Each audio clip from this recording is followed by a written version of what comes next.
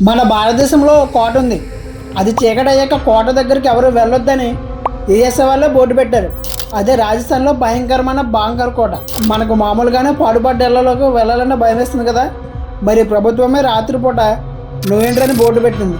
అంటే ఆ ప్రదేశం ఏ లెవెల్లో భయంకరంగా ఉంటుందో ఊహించుకోండి. కథల ప్రకారం ఒకసారి యువరాణి రత్నావతిని ఒక మాంత్రికుడు ప్రేమించాడు. దానికోసం క్షుద్రపూజలు చేశాడు. కానీ యువరాణి ఇష్టం లేదని డైరెక్ట్గా ముఖం మీద చెప్పి సూటుగా అతన్ని చంపేసింది. చనిపోతూ ఆ మాంత్రికుడు అన్నట్లుగా మొత్తం కోటగా శాపం పెట్టాడు. అప్పటి నుంచి అక్కడికి వెళ్ళిన వాళ్ళు చెప్పే మాటలు వింటే గుండెల్లో గుబులు మొదలవుతుంది.